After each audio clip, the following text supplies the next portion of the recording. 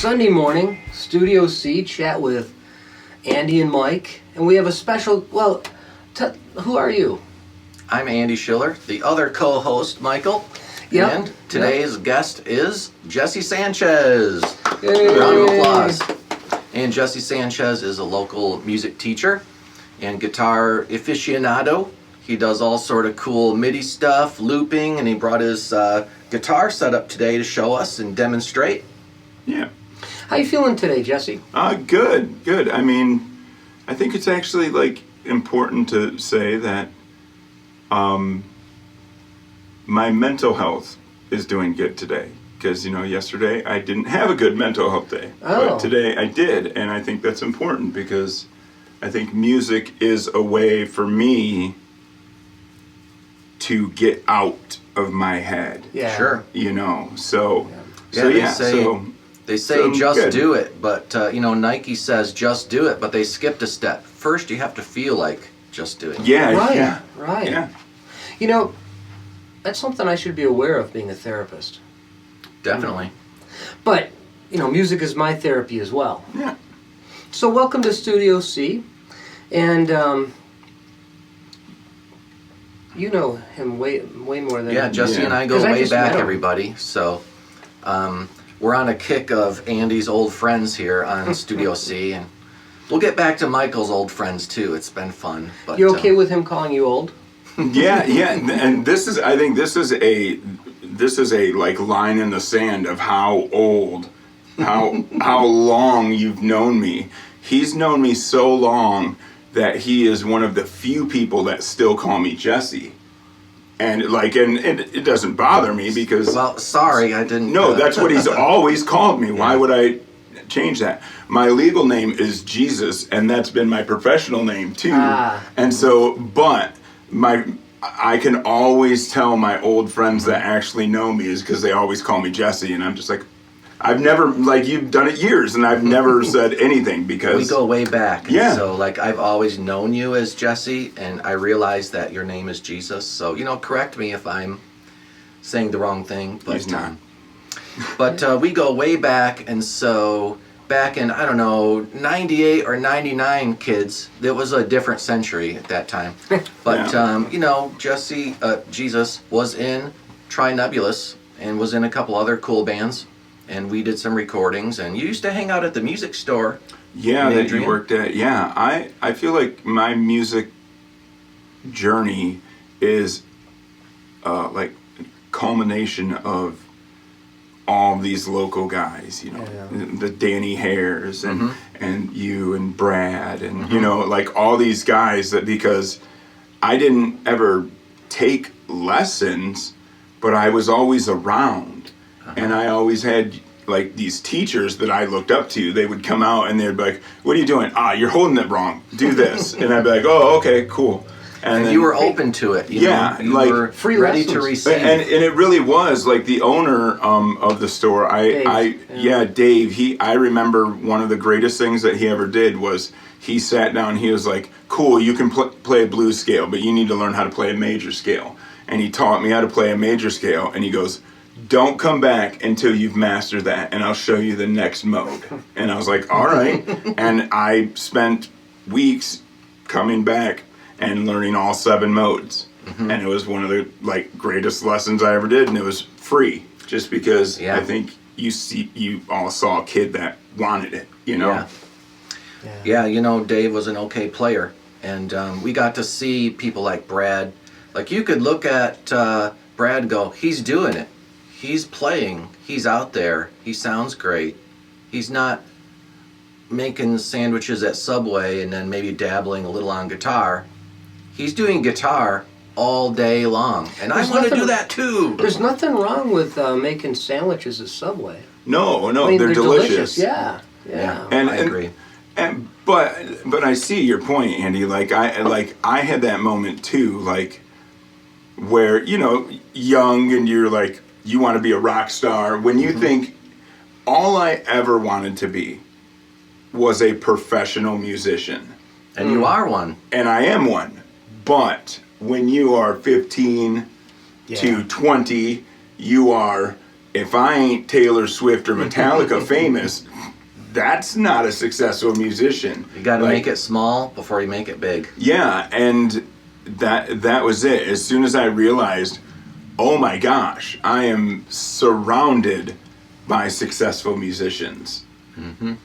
Like my music teachers at school do nothing but music all day. Yeah.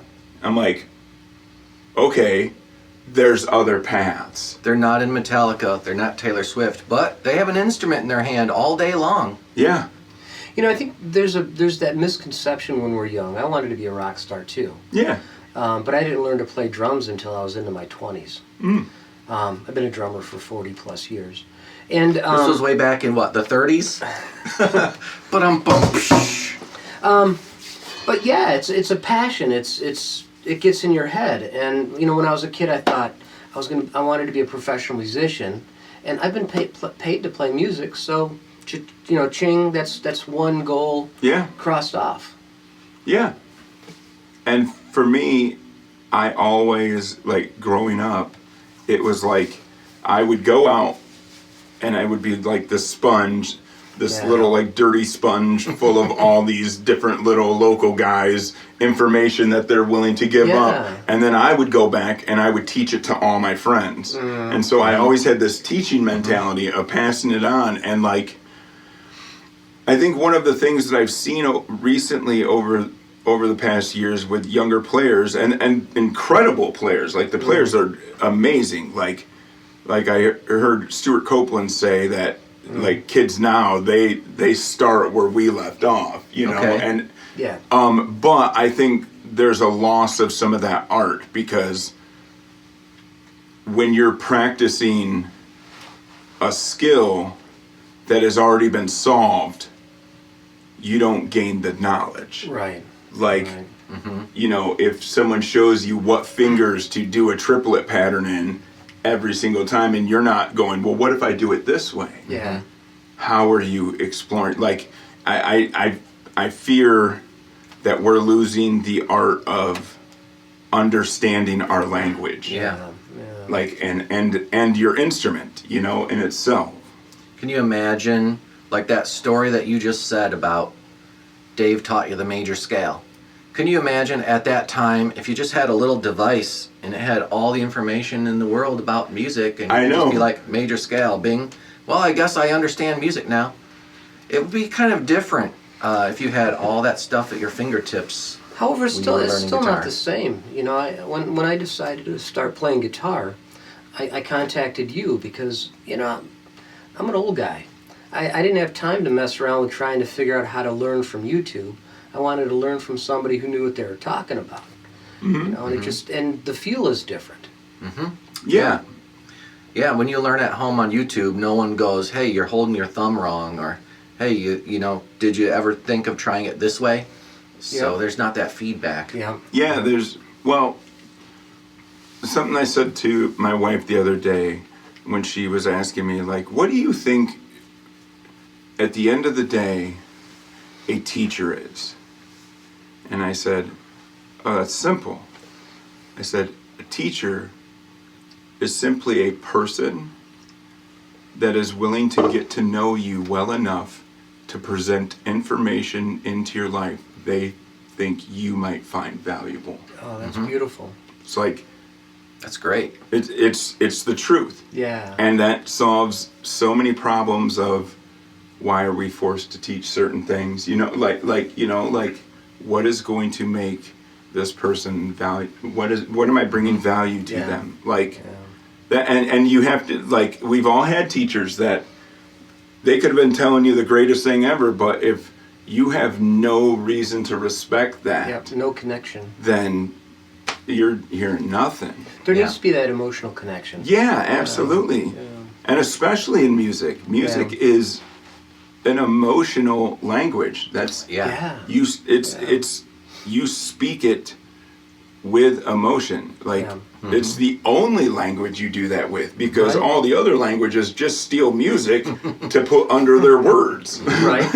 Okay. Right. I follow everything you're saying. It's like first you have to make that connection, and then you present the information, because otherwise maybe they're not ready to receive it. You know, when you work at something that is just a job, it's just work, it doesn't bring the passion in. Yeah. You know, and when, I mean, this is an old statement, but if you do what you love, you never work a day in your life. Right. Yeah. And there's so many unhappy people, you know, that I've seen that, you know, they work their, 30 years at a job, and then they retire, then what's left? Yeah, yeah. Yeah, and, for us, there's music left, because, Yep. we'll never truly retire because we'll always have our passion. Yeah, it gets harder to do things like going skiing after 50. It was hard for me to go skiing after 15, so I've never skied. yeah. Okay, well, But we didn't ski much in Detroit. it was fun while it lasted. Yeah. When I was younger, I did. But hey, so here we are in Studio C in episode, what is it? 7? 7? Whew, 7. We're getting way up there. And not only are we talking about guitars and pedals and gears and music stories and stuff, but it's also coffee. And so this week I brought my Drakenstone mug with the goblins on the side. It says, not your average game night. And so that's pretty cool, right? So Jesse, you're a bit of a gamer. What do you It think? is. I like it because I know the book, so Hey, cool. it's pretty awesome. I brought just some generic coffee in a Dunkin' mug because it keeps it really warm. Duncan's good. Well, and I actually went all the way to Universal Studio, just their shopping center, not the theme park, just so I can get a Thing 1 and Thing 2 mug. Nice. Where's thing 2? It's in the cupboard, waiting for Carla to wake up so Oh, she cool. can drink coffee. Right. But, I love this mug, and I had this other mug that I bought from Universal Studio back in 1999, and it was so cool. It was a blue mug. It had Scooby-Doo, Astro, and Dino on it. And about 2 years ago, it broke. Ooh. Boo. So I went on eBay and I found the vintage mug, and it cost me like 4 times what the original cost, but I had to have it. I'll bring it sometime. Sometimes you just have to have it. Yeah, so that was our coffee chat, or coffee mug chat. Coffee mug chat. Okay, back to music. So, Oh. Jesse, tell us what you're doing right now. Do you have any gigs lined up? And tell us about how you play music every day at the school. Well, I have 0 gigs lined up right now for. Well, it is February. It is February, but more specifically, I'm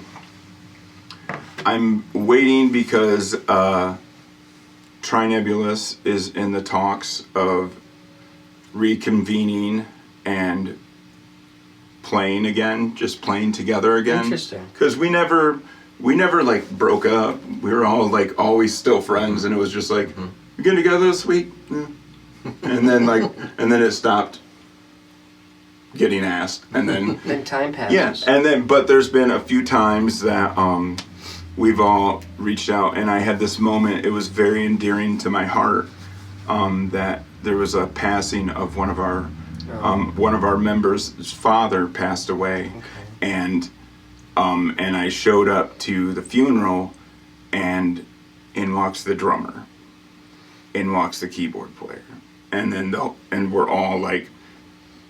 It was like the first time the entire band had been together in years, and it was like just after years, like we are still that close, and it was like we all looked at each other and we were like, we should start throwing ideas at each other. So Scott, the drummer, and I have been passing ideas. So I've been doing that, and at school we are currently working towards our end of the year concert at the TCA, which is March, because it's not in my head right now. Coming up soon. But I did, I felt that going into 2025, let's say, I felt like we needed some joy and love in the world. So, Oh, man. So Yep. what I decided to do was what's more joy and love and home than Motown? Oh, Sure. yeah. So I'm doing Motown, and I'm even going to try to do it. Working on it, trying to even do Motown with like kindergarten, because I think it would be super cute to see them sing songs like Baby Love. I know, like, I know. like Right. so. Jackson That'd be 5. cool. And all Yes. that. Oh man. So we've been studying. We study. That's something that Tecumseh does that I never did growing up.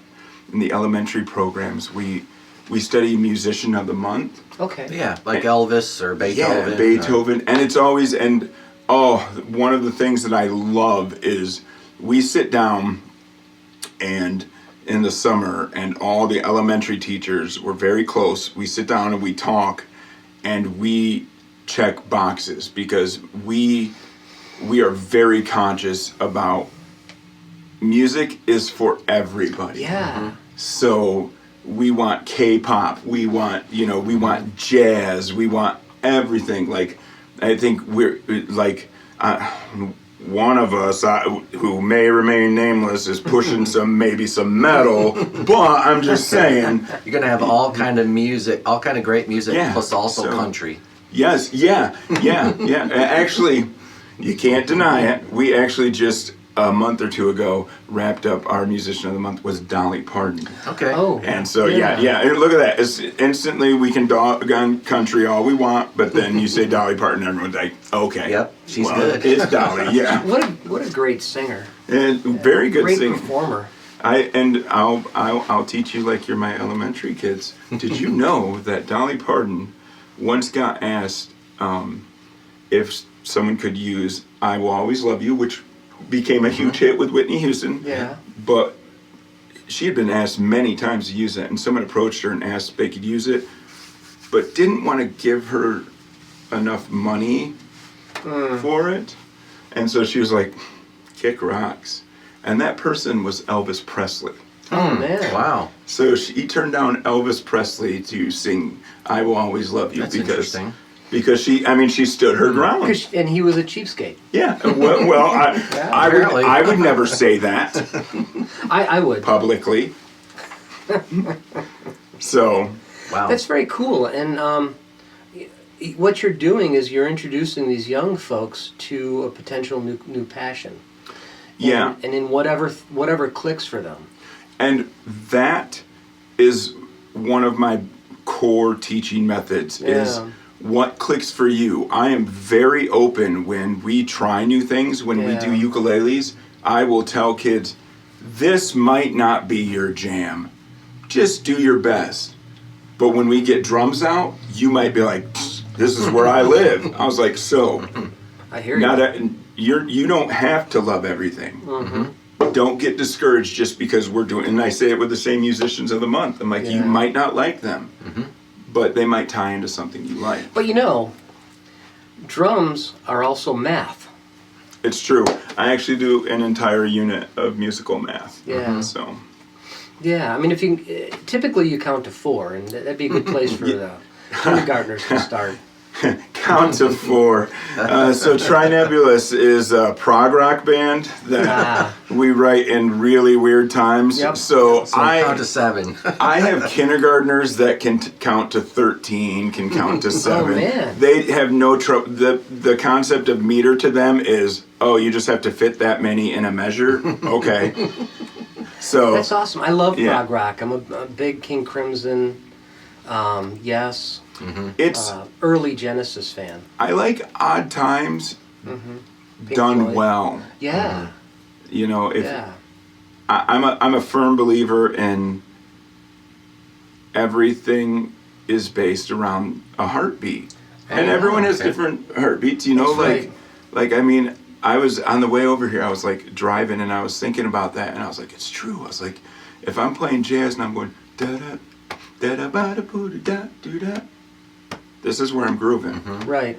If I change that to da da da da da da da da da da da da, same place. Yeah. Yeah. You got it. Rockabilly. Same Right place. there, same place. Wow, that's like a great point. Yeah. you know, like so if it's like Victor Wooten said it best. Can't hold no groove if you ain't got no pockets. So like, Right. you gotta learn how to be in the pocket. Yep. And Could you explain for our audience what a pocket is? yeah, a pocket is a feel.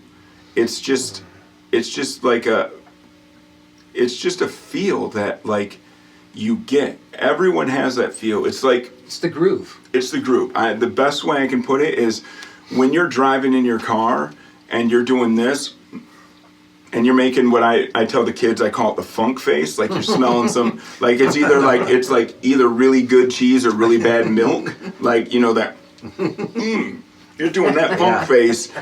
That's the groove. Yeah. That's the groove. Yeah. And the audience, I think so many people forget music is for the people, not for some people. Right. Music is for the people. Music has no ownership. Yes, now, metal and hard rock players, they groove. Mm-hmm. Those children, those beautiful musicians and people that love that music, how can I not watch 100,000 people jump up and down and not say, those people are feeling it here? Mm-hmm. Yeah. Like, come Yeah. on. It's Yeah. scary. It's scary, but Yeah. we used to not show Elvis Presley's legs because we thought it actually made people go insane. Like, come on. It's scary. Yes, I understand, but Yeah, to me, this is something that I kind of learned from Mike Lorenz when I was in college. To your point, it's like my groove kind of comes from my feet. So he taught me like the marching band, tap your foot. Like to this day, if a song comes on or any song I play, if I pick up an instrument and I play a song, my feet go right, left, right, Really? left, right, left. Because I do the marching band foot tap. oh man. You know, when I'm that playing was the me. drums, the full drum set, my feet, both my right and left feet move too.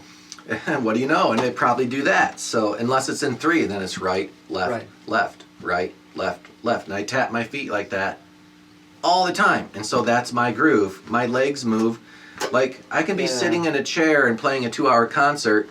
At the end of the concert, my legs are exhausted. Yeah. I have noticed that, and I like for the longest time I thought like you were like pedal working stuff, and I was like, what is he? Why is he tap dancing? I'm chair dancing. Like I was can't like- hold still when I hear a great song. I move. I was like, Yeah. Andy and I need to have a talk about like there's an easier way to get your pedals changed. Well, it could be restless leg syndrome. It's true. Well, I have 2 pedal boards now. Oh man. Because like having a row of pedals and then a second row and you got to step over the first row and hit the button on the second row, yeah, that's not as good as just having 2 rows.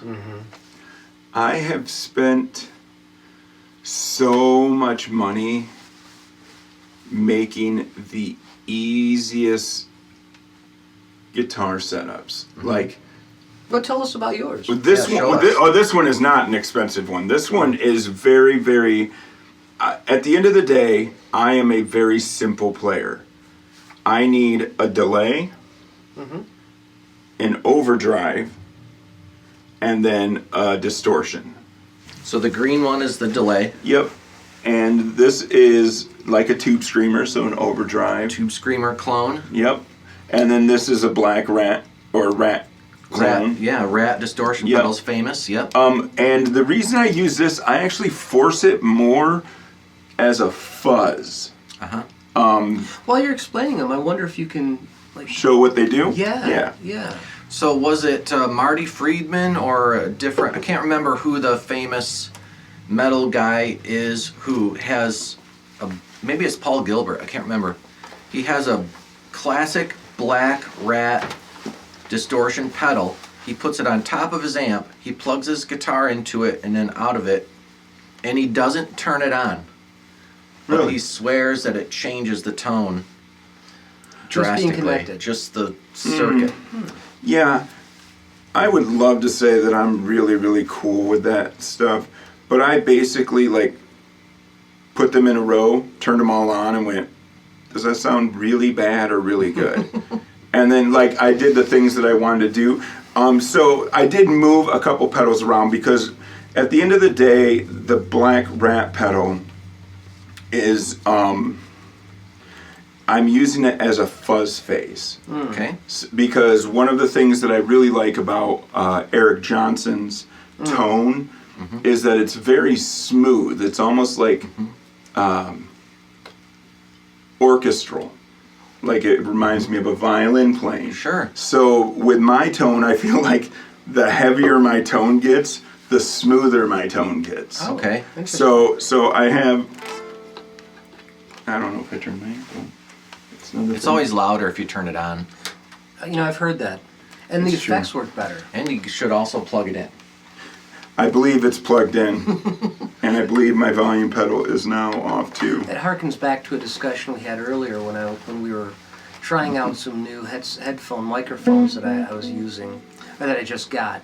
And I'll have to show them another week, but I pulled out my Fishman and put in the microphone jack for the headsets, and they both work through one wireless piece, which I thought was really cool. That But is cool. I hadn't plugged it in. So I have a pretty nice wireless system that I haven't had any lag or dropout or anything Really? with. Yeah, That's which unheard was, of. And I went to, the only time I noticed it is I went to the back of a bar and it was called I don't know what it was, but it was packed. I mean, and that was the only time I had any cutout, and it was once. And I was like, this is surprising, because I mean there were people everywhere. All right, so my tone is you're gonna think this is really odd. My guitar tone is just like a JC clean. what is JC? It's a There's a jazz chorus, jazz 120 chorus, amp. yeah. Okay. And it's a amp that is very unique because it has 2 speakers and 2 amps inside it, and it has a stereo. Okay. So the amp itself can play stereo. Okay, well, remember, talk to me like a drummer. Okay, well, and so, but basically it has a very, very really distinct, simple. like, kind of clean sound, and it can do these extra things It's for too. jazz cats to Yes. sound extra And- purely clean. Like it has a tone that's Yes. Nice. uncolored. So Gotcha. I have that, and then because I am such a jazz purist, as my professors would probably love to hear me say, I just saturate it with reverb, which they hate.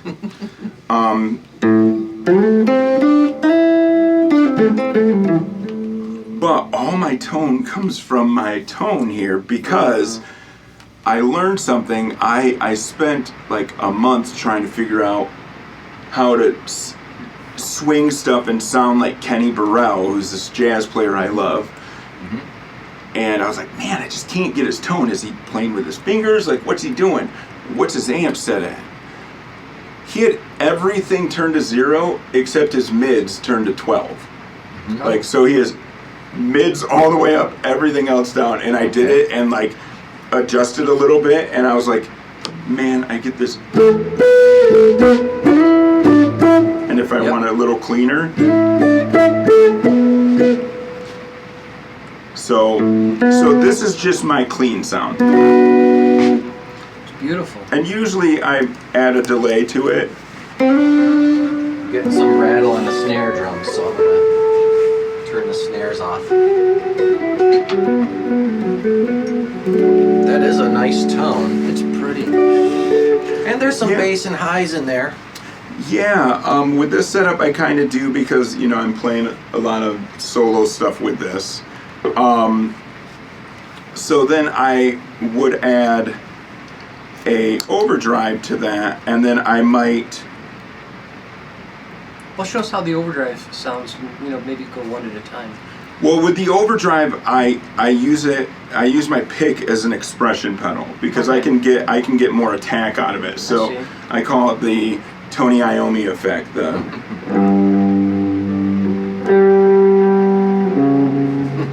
And then he can really dig in. Okay. So, and then I can get some more highs.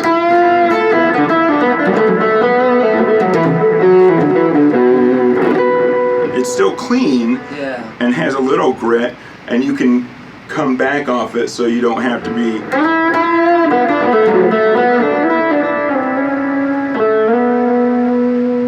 Sounds great. And I like the delay for sustain. Sure. Oh, sure. And then this is just a thing because I don't like overtones sometimes. Muting the open strings, yeah. Yes. For when you're, that's especially great if you're tapping or something, but I suppose you probably don't do a lot of that on this guitar. Yeah, no. Well, no. I try not to because I'm not very good at it. Unless I, am trying to show off, which I also should not be a thing that I'm trying to do. It's going to break my I head. don't know, tapping and whammy bars kind of are making a comeback. Yeah.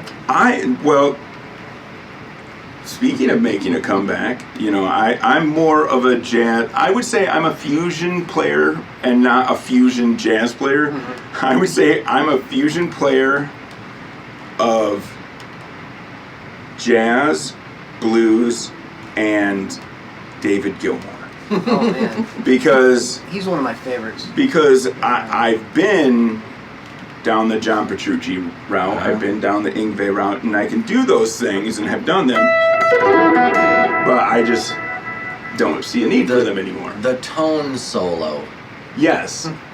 So I would rather play some 3 notes that are more meaningful, and I also am a big believer in space, and I have so much space that I can put into a solo, it's like the most creative thing I can use, and Cool. it's endless. I mean, space is endless. It is a final frontier. Yeah, I mean, so. Okay, keep going. Okay, so now the heaviest sound, which basically takes this and just makes it warmer. Okay. And it just lasts forever. You get a lot of sustain.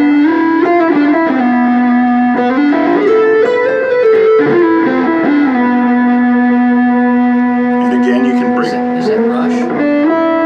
No, I'm just feeling I'm not good at knowing things. Even at a very small volume that we're at, you were getting just a little bit of ringing, almost kind of a feedback, the sustain was really there. Yeah. Yeah, it's got a nice control, and even though it's a hollow body, I've never had to worry about it humming Squealing, from it. Yeah. And then I got what I call the frosting things. Oh, I'm a big fan of phasers. Oh yeah, I use them all the time. Yeah, they're nice. So they're awesome. I haven't gone through the phaser phase yet. They're pretty nice. And then on Ottawa. And I fiddle with that all the time to change the settings of it. And then this I use strictly on this board as a bass doubler. Yeah, bass, yep. I got that Boss bass pedal where you could strum a whole chord and it only octaves the low note of the chord. That's cool. I need to buy that. It's great, other than the fact that you really got to dial it in, and it's a little digitally in certain situations. If you set the threshold just right, and if you don't, you can play a chord, and what comes out of the amp is your low bass note, and then maybe a little bit of the fifth, but in kind of like a R2D2, kind of way. I get what you're saying. The quacking kind of sound. It's a digital pedal, and so it has these artifacts that kind of make you cringe a little bit. And so I try to use it sparingly, and the way that you got yours set up sounds very natural. Well, thank you. That was not on purpose, so I won't take blame for that. The one thing I will say about it is that when you loop that, where it is in the signal chain, it's a lot quieter and it doesn't have a volume on it. So I don't like that about it, but this is just my kind of practice at home guitar setup. Oh yeah. I normally have a MIDI setup, and with that I can legit just make my guitar a bass. A bass. And a bass through a amp, through a pedal, through whatever, and then I run all of that through a 115 and a horn keyboard amp. Because it's basically a keyboard, right? You know, so what is this thing on the end of your guitar? That's the MIDI interface. So when I play MIDI, I would just plug it into here, and it would plug into a different board. Okay. You could plug this into your drum module, Michael, and access the drum sounds. Yeah. Very cool. With my strings. Just like the Zen drum. Yeah, that's awesome. Yeah, it's pretty cool. Again, really expensive thing for a very simple thing I do. What I do with it is I have an upright bass sound that I've worked out, grand piano, electric piano, a jazz drum kit, and then a smattering of jazz guitars and organs and things like that, but basically for a small jazz combo. And there's like millions of sounds I could do, and I have like the most basic things that I use. And you loop all that together while yeah, nice. Because it was hard for me to like get a group to show up. Oh yeah. And then a lot of these places didn't have room for a small, even 3-person jazz combo. Right. So I was like, well, what if I just do it myself? Yeah, the world has kind of changed. Like a lot of places just like to have one person up there singing and playing guitar, and it's just the right sound. They don't want a drum set and like a 5-piece whatever. Yeah, see, and that's one of the things that I think businesses are doing wrong. I don't think people want people in there singing. I think they want music. And I think if they got people like you, like me, and even like Brad and those guys that like, these guys that do this kind of instrumentally thing, like that was like, that's my most perfect things are like these dinners that I do where and people can talk while there's music. Yeah. And you're right, because if you get up on a mic and you're really just belting it out, it's kind of different to have a conversation over dinner. But if it's a jazz guitar, you can have your conversation, and it's not just like so overwhelming. You know, I believe my best instrument is my voice. You'd have to tell me one way or the other because you've seen it all. But I did play a little coffee shop down the road where it was very echoey, and there was this big table, this family just chatting. So I thought, I'm just going to lay back and play the music and not sing, because I thought, as you're saying, that in some settings it might be disturbing. Yeah, and for me as a solo player, like especially like in this, I hate saying jazz era because I have so many friends that are incredible jazz players, and I'm a me player. Modest. Yeah, I play the way that I do, but my views are this, is I'm up there creating and essentially having a conversation with myself. But once I get my foundation and I'm improvising on top of it, I'm actually reading the room, and I'm trying to play to the room. Yeah. Like, so if the room is coming down, I might bring the music up. If that brings them up, then I might keep it there. Like, I'm trying to get them, because the longer that I can get them to stay, the more money that the place makes. Right. Because it's a business. But I also have to be honest about it. I'm not like, I can't just regurgitate whatever. So you have to know how to have a conversation on your instrument. And there is that skill. Like, you can't just show up with your set list and go, the next song is this song, I will play it now. You kind of have to look around and go, do we need a fast-paced song right now or a slow-paced song? You have to read the room a little bit. If you play too many hard rockin' songs and people are leaving, and then, or it could be vice versa. If you play too many slow songs and people get bored, you gotta play something faster. What I've discovered is I've marked on my set list sheet which songs are in major keys, which songs are in minor keys, and I have that in mind. And so if you're up there and you play a song in a major key and everyone smiles and they get up and they dance, then you play a song in a minor key and everyone kind of looks at you like, minor. doing? You have a sad song? Then you know. Okay, well, don't play any more minor key songs for the rest of the night. Go through your set list, just cross them off. Just do all the major key songs. I'm just a hack. I make a list. That's not a hack thing. No, see, like that's the other thing too, is like music is so individualized. Like Yeah. if you were to ask me to play you a song right now. Well, let's do it. No, like, I mean, if you were like, hey, play this song, I would probably have a panic attack. But if you were to tell me, hey, can you make something up in this key and in this time signature, I would be like, oh yeah, sure, no problem. Like, that's just, like, I feel like I live in this world of chaos that makes sense to me. Like, I'm a very improvised player. And I also tend to try to put smoke in the water on everything that I do. Just because Smoke on the water? Yeah, just because it's funny. And music should be funny too, you know? Yeah, gotta laugh sometimes. Yeah. And occasionally Freebird. Yeah, yeah. So do you have a looper down here? I do. I have this little baby looper here. Okay, show us how that works. Okay, so kick that up. It's only got the one button. Yes, it That's has all you one need. button. So it loops. Let's do.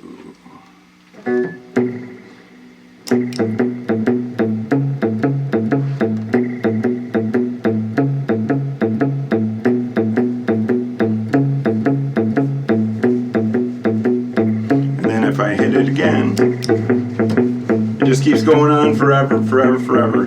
Now, because it's a little looper, I just have this, so I can fade it out if I ever need to. Right. And as you can tell, I'm a very simplistic person. Like when I think of things, I think of small, simple that come together to make something complicated. Because I mean, that's a chord. Yeah. Is just individual notes that are coming together to make something Layers. great. Right. Yes. And so I would layer on top of this. Well, that sounds like a good groove. I'm gonna move the camera back up. Okay.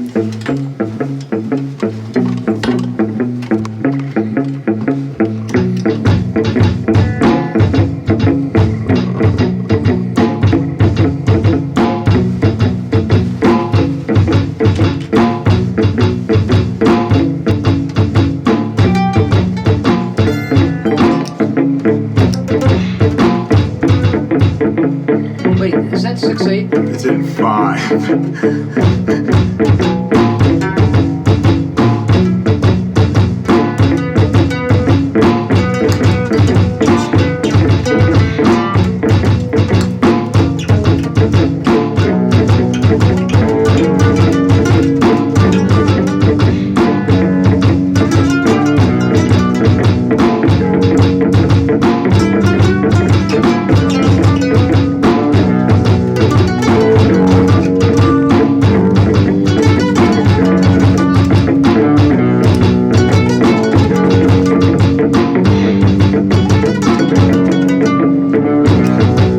Oh, sorry. Cool. Double So- tap to stop. Yes, double tap to stop and erase, I think. I think double tap is just stop, double tap and hold is erase. Okay. Yeah, so I erased. So that's just cool what how I it's do. so small and there's only one button, and then it also has the screen that kind of shows like where you're at in the Yeah. loop, so that's cool. Yeah, it doesn't. Nice. It doesn't. It doesn't really like click you in or anything like that. So that's the other thing too. Is like it goes back to that sense of time. Like you have to have a sense of time. Like even with a metronome is clearly best, but that sense of time just and being able to know where you're at. That's I think that's a lot of players when they get lost in trying to improvise is they're focusing on what they're trying to do to sound good instead of what is going on around them. Because if you don't know where you're at in the song, who cares? I know I Right. found myself getting a little off the beat when I was listening to what you guys were doing. Yeah. And I just have to close my eyes and listen to what you have looped, and then I can stay there. But you guys are sounding great. I didn't tune my instrument before the session started, so I was like hunting a little there, but I found a little groove. Yeah. It's fine. Cool, so we have, what kind of guitar are you holding right now? Oh, this is an Ibanez AM9, which it's one of their higher end jazz guitars. I traded a Joe Pass guitar for it because I like a thinner body, like a 335 body. And I just recently upgraded this to this. I think my intonation's a little wonky, so I'm going to be working on that. But I decided to bring this. My main guitar is my John Petrucci 10-year anniversary edition, but I didn't bring that because it's on the board to getting set up. But this is my almost every day I play guitar. Right. So I was like, I better bring this. And I string it with Diodario Chrome 10s. Is it flat wound? Flat wounds, and they make them in 10s, which is why I use them, because it just gets rid of some of that, and it just makes it sound a little deader. And that was like, this when we were talking about tapping and keeping that. The reason why I use this is a very specific reason. Is jazz players, our attack tends to be very staccatoed, but you don't want the, well, with my delay, but you don't want those overtones.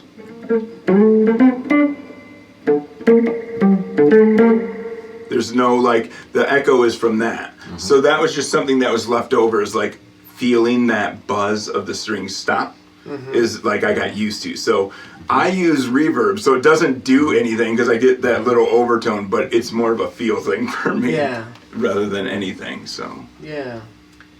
there's no purpose. What are you playing? Well, everybody, I decided, to bring in a different instrument this week, and so here we go. This is a mandola made in Romania. Okay, so a mandolin usually is tuned like a violin, E-A-D-G. But this one is a mandola, so it's tuned lower. So we have A, D, G, then C. So in other words, it's the same strings as a cello. And so I have this super low, right? So normally you think of mandolin as like really high notes, right? But here I am as low as a cello on it, so it's on.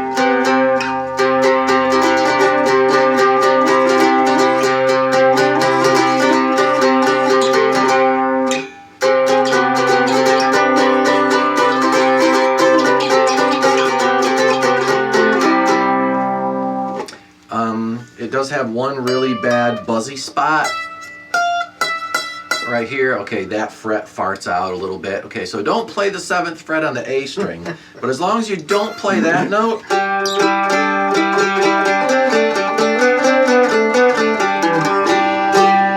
it sounds great. So there it is. It doesn't have a scratch on it. Actually, Melissa gave me this, and I did some recordings with her and stuff, and she's just like, well, she has some really nice instruments, and so this was like her least favorite, and so she gifted it to me, and so I play it at our lessons and stuff. That's nice. And I will fix that fret eventually, but cool. So Michael, what did you bring today? Yes. This is my Zen guitar, and that's the brand name. And this is one of the, I'm not going to say cheaper, the less expensive model, because it's plastic. The pricey ones are all wood, made of wood. And I'm playing it through an Alesis DSM-5 drum module. But this is like the original Zen drum. It's the same model, the same features, the same everything, except it's not it's plastic. Then I'm playing it through a Rogue bass amp. It's back here. But it's cool. You can program different drum sets, and I'd have to, fiddle with a thing there, but I don't want to, touch your backside. The tone module. But I've got some interesting things programmed. I'm kind of particular to this. That's a frog. And then this one's cool. Vibro slap. Vibro slap. Then I have some. If I want to do some, different kinds of beats. And I used to play a song in this duo I was in where which was part of the song. And actually in the studio we used real instruments to make that sound. But I wanted to have this on the Zen drum because this is what I played in that duo. Do you have cowbell on it? If not, we have to throw it away. That's the rule, right? You have cowbell. Not anymore. I don't have cowbell anymore. I think I swapped it out for the jingle bells, for more of a Christmas sound. But then I've got my cymbals here, the hi-hat, shaker kind of thing. That's more of a... I have an open hi-hat somewhere. Maybe not anymore. But that's the hi-hat. That's just a ride cymbal. That's a spacey cymbal. Crash. And another ride.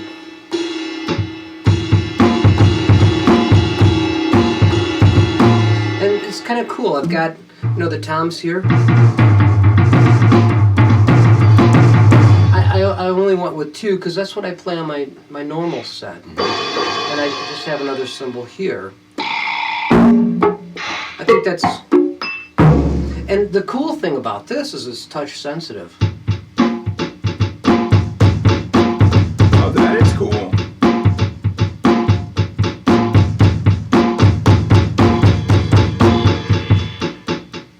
And so it's been a fun toy to play with over the years. I've had it probably about 13 years now.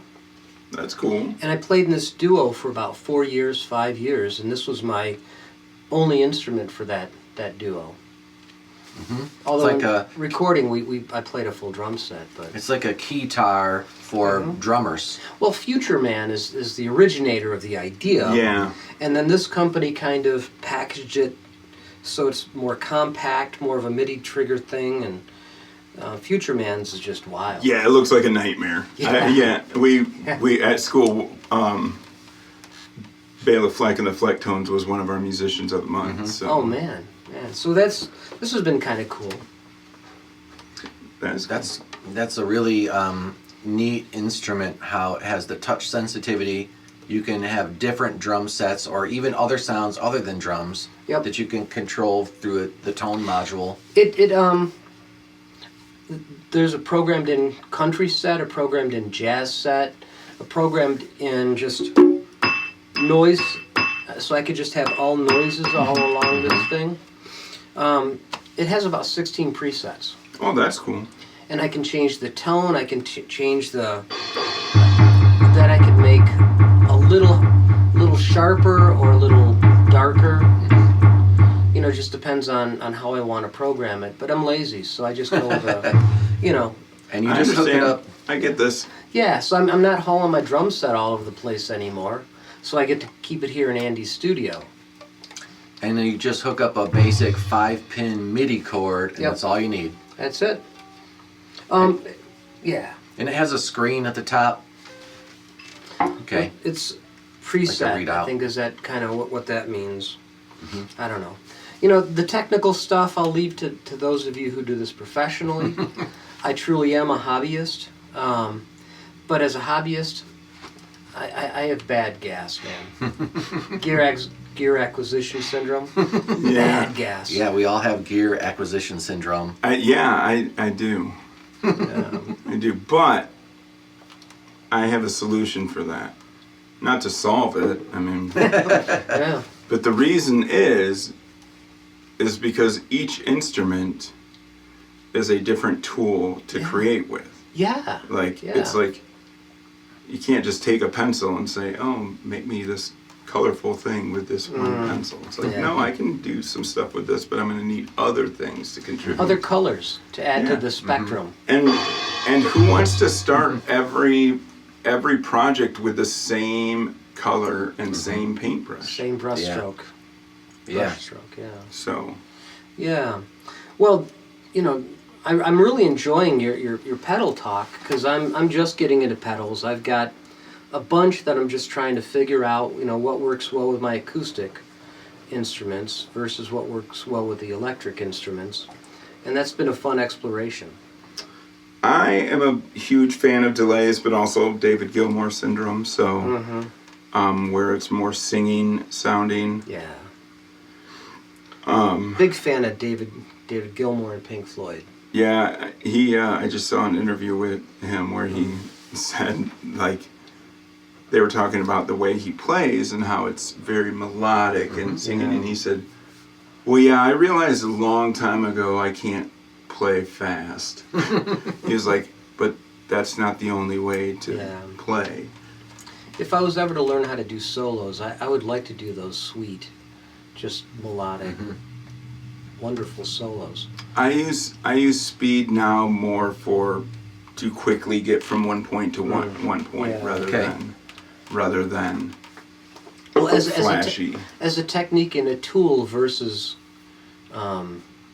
just playing with yourself, sort of thing. Yeah, I'm very very mindful when I create to story arc. Like I'm constantly trying to do this. So that's what I'm constantly trying to do. Yeah, as artists, we have, like, the hardest thing for me has been to finish things. And that's true as, like, a painter or a musician. Nothing's ever finished. And I had a great friend out west in Colorado. His name was Mike Nuccio. And he was a actor and voice coach. And we would get together and work on stuff. And he would be like, all right, Andy, you have 24 hours to start and finish a recording. 24 hours from now, I want you to present to me your finished song. And you know what? The first day, I couldn't do it. Because when the 24 hours ran out, I had to call him and be like, well, it's not finished. And like you were talking about story arcs. Yeah. It's really hard to... this is something my friend Mike taught me. He's like, all right, Andy, take your guitar out. Ready? Play an intro for me right now. Okay, now, what are you going to do at the middle section? Okay, here comes the ending.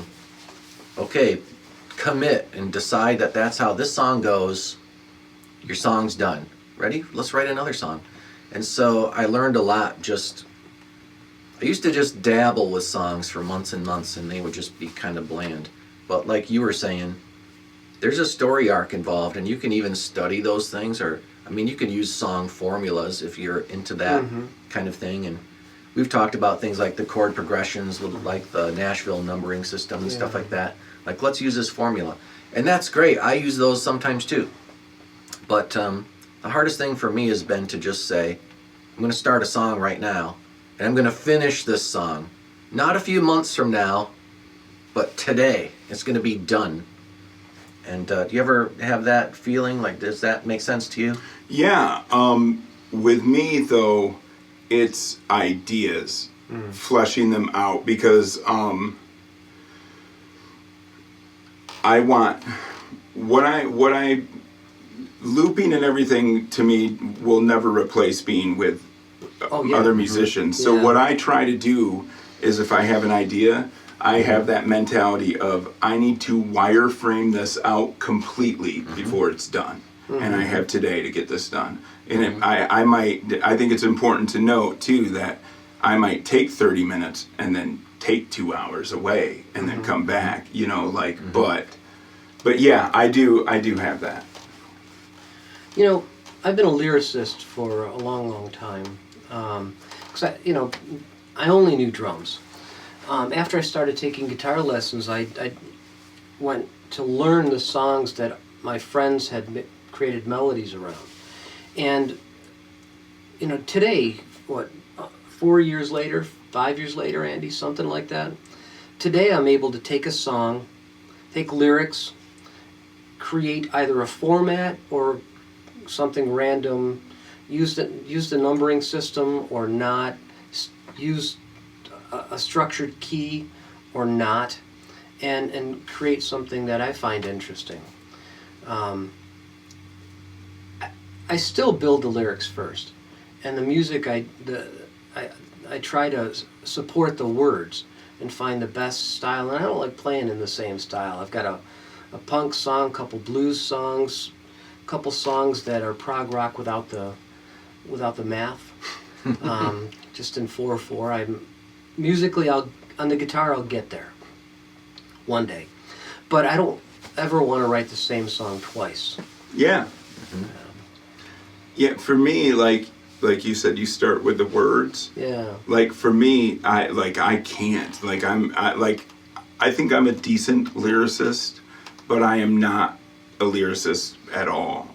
Like I can do it, but it's not what I do. Like what I strive to do is to write melodies that invoke those that are lyricists to write words. Yeah. So that's nice. Unfortunately, my drummers tends to be that way, where I can be like, here's a melody. Weird. Drummers who write lyrics. I know. It's Right, like Neil Peart. I know. He had to start it all, right? I know. But he and Phil Collins and others. But it's just the joy of... There's also a joy with sharing with people. Yeah. You know, and watching their reactions. You know, I was playing one thing, and nobody was paying attention. It was just, people were all over the place. It was a kind of a festival where the stage was off somewhere, and nobody was around the stage because it wasn't set up for that. And the festival was over there, well, way over there, and I was by the food trucks. And I was playing, some standard covers, and I played this one song that I recently wrote, Webs. And then people, kind of noticed. And that kind of made me feel good, that people actually stopped what they were doing and looked. Yeah, I mean, I think musicians forget that too. Like, we are all very selfish human beings, and that want to be praised and told that we did good. We can, all these people that are like, oh, that doesn't matter to me. You are lying. It matters. I still have people come up to me and talk about Trinebulous and Devil's Outcast, and it still feels good that they have memories of that, so. Yeah. Like that stuff never bothers me. It's always good. Yeah. We play for ourselves. Yeah. However, we also think of others. Yeah, like I think musicians, at least in my opinion, is for me, it's I feel the way I feel. And my hope is that there are others out there that feel that way too and can connect to what I'm trying to put out there. And that's it. It's that feeling of connectedness.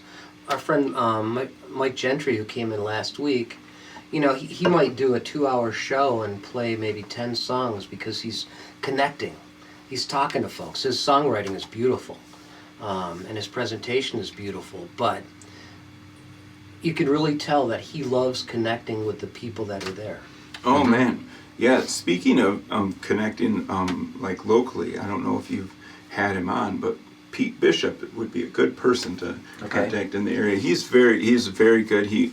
I think he owns something called Above Pete's Garage, but he's very much helping young kids. Is that studio? Yeah, and it even has like Adrian High School. It's like a class they can go and learn about studio. He's a great gentleman. He does a little open mic night.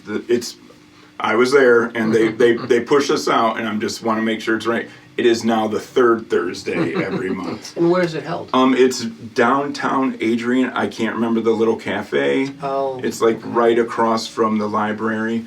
Okay. But it was good coffee, good people, beautiful music, and it's a place for, especially you as a teacher. It's a place. It's like an open mic. They can get up and play. Like we'll have to have him come in. Yeah, and we'll check that out. He is a beautiful person. I've crossed paths with him a few times, but I've never worked with him. But I've never heard a bad thing. Yeah, I've heard the name, and I've heard about the studio, and that's all I know. There's a very lively southeastern Michigan music scene, and you're a part of it. We're all part of it, and that's kind of what this show is about. We want to have a different person on every week to kind of show, like, there's a lot in music that's happening around here. You know, I had to go to the Ann Arbor, Ypsilanti area to meet folks. I started out with an open mic in Saline. I brought the old cajon, and people were gracious enough to let me set in with them. I'm excited to get to know people who are around the corner from me. And Yeah. that's different. Yeah, there's a lot of us in the area, and it's like back in the day when you were in like Wickford Green and I was in Devil's Outcast and Trinebulous. There was just a community like of us. Like it was like all of us were the community, and I feel like I feel very blessed because I feel like I was one of the last groups that was accepted into that like clan, if you will, and like I got to learn how to convince a place to let us put a show on for pennies. Like, I got to learn how to find bands that had parts to a PA, like, Yeah. and I'm very blessed to have had all these people like that have done that. And in those days, I used to have a Dodge Omni that I would fit a drum set into. I remember being in high school, late 80s, early 90s, and kind of the cool thing to do, the thing that made you cool was if another band played, you'd stand way in the back of the room with your arms crossed and you would scowl. Look cool. And in between every song you'd go, yeah, you guys stink, man. We're gonna blow you away. And it was just very competitive like that. Even if it was just they're rockabilly and you're metal, you still had to be like, well, we're better. Yep. Well, how do you compare? Exactly. Like it's just so it's like different. comparing apples to baseballs. Yeah. It was, but it was like that for a long time. Even for us, it was the same thing. It was like you went in and it was hostile. You had to be better than everybody. Yeah. Or at least project that you were. But when we're kids, we're pretty egocentric. Yeah. Oh, I'm not gonna lie that I was. It was very immature. Yeah. I would like to believe that I was one that was either at the top or struggling at the top at my time. So I know that it was definitely not great. But when it was like Devil's Outcast and Wickford Green, it was like, hey, if you like Wickford Green, you'll like Devil's Outcast too. Because you know what? This kind of sounds similar and they have a similar style, and you'll like both bands. And that was nice. It was really nice to like get bands that was the thing too, is like, and what we took from that, like you guys being generous and doing that to us, is we started finding younger local bands that were just different. Like they would be like, oh well, we're kind of techno-y, like cool, let's open with you. Awesome. And then be like, that's cool. Well, I don't want a group of 3 metal bands. Why not? That might not be everyone's thing, like, or your friends might get into this and our friends might get into that, like. I think the music community is so important, and there's no competition because we're all just a little bit different. Nobody just. I'm in the acoustic guitar singer-songwriter kind of thing these days, but everybody's just a little bit different. I did a singer-songwriter night with Andy, and he did his looper thing, and I did my thing, and I don't remember who the other 2 musicians were that were there, but they had a different flavor, each of them, and all 4 of us had a different flavor. And again, we got to taste the rainbow. Yeah. And I remember that night, and so it came around to my turn to play a song, and everybody was a singer-songwriter, and all I had was instrumental guitar. So you know what I did? I told an interesting and funny story, and it was entertaining, and people laughed and thought it was funny. And so then I passed the mic. So I didn't even play a song, and that was just on a whim, and it was fun. So I have a lot of funny musical stories, and I share them sometimes on this podcast, but I tried to entertain the crowd. Yeah. It's what they wanted. They wanted more words, less notes, and so I just didn't play a song. And again, reading the room. That's, I mean, I think, again, one of the lost arts of understanding what it is to be a musician is kids become monster players in their bedroom Yeah. but don't realize that on the stage is what the purpose is. And you are an entertainer. And you're not an entertainer of yourself. And if you are, then entertain yourself in your bedroom. Because right.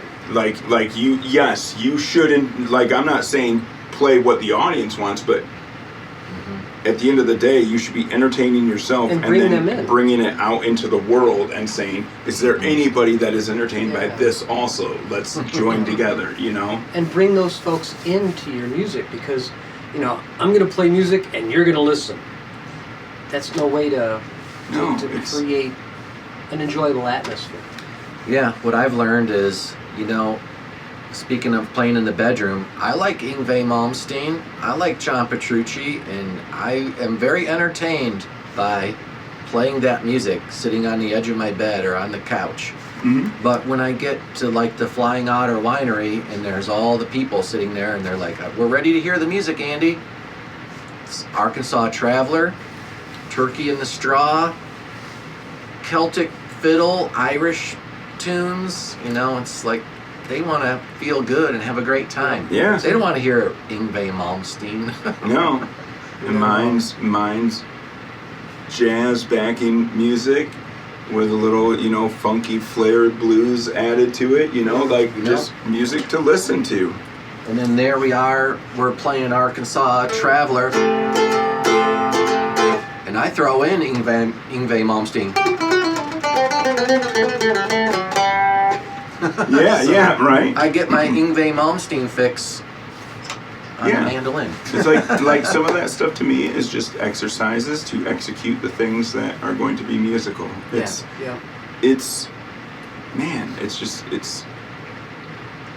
That brings us full circle. Music is love. Music it is. Music is passion. I just am a firm believer in the first thing you play is what you should mean. Like, think. Like, I had a professor at U of M that said, when someone said, I don't know where to start to improvise, and he just yelled, and I'm going to change the language to make it appropriate, but he basically said, play the sickest stuff you can think of, and if it ain't the sickest stuff, you have about 8 bars to turn it into that. But you need to play something now. And so that's it, is when I'm ready to improvise, I jump in and I'm like, I don't move away from the first thing I play. Yeah. The audience is not stupid. The audience likes to savor. Your mind is working on the musician's mind is working on what it wants to play next. Yeah. And not letting the audience digest what you've done. So if you don't repeat something 3 times to the audience, they're never going to catch it. So why would I play 1,000 notes? What are they going to remember? Or if you want to be not very good and you want to play 1,000 notes, play something very memorable at the beginning and play it 8 times in a row. Remember it. Play 8,000 notes and then play this at the end. An octave higher. So they now think, look, this whatever you decided to go off course and not be musical is part of this musical thing. I did that on purpose. Yes. There's an intent to it. And come back to the theme. Yeah, and it's read the audience. Yeah. If the audience is getting louder, they're not interested in what you're saying and they want you to get quiet. You have control of the audience. If they're talking loud, maybe you're too loud. Bring them down. Front of the house doesn't want that. Come on now. Right. It's a business too. You are an entertainer. Yeah. Well, I got to tell you, Jesse, I've learned so much today. Oh, I'm sorry. This has been a great session. Yeah, and I really appreciate you sharing with us your experience, your love of music, your technology, and your variety. It's been very interesting to me. Do you want to play us out with just a little 30-second thing? Yeah. And then we'll wrap it up. So, yeah. again, this is Studio C, the listening room. Our guest Jesse Sanchez. He's a local music teacher. Or Jesus Sanchez. I'm sorry. It's all Jesus right. Sanchez. Yeah, you don't need to be Or sorry. Mr. Sanchez if you're a student. Mr. Sanchez, if you're one of his students. It's true. What I'm going to do is just play you out with a blues that I'm going to just play improvised over. You know, I gotta get on the blues. All right.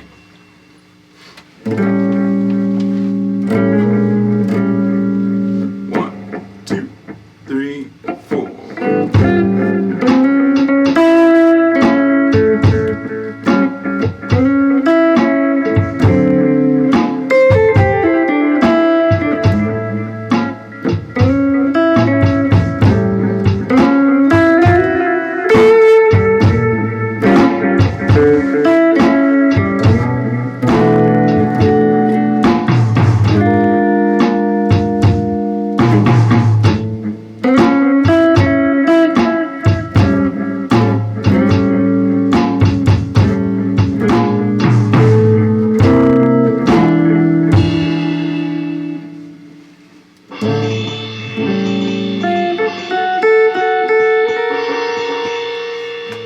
And he ends on the flat 9. Wow.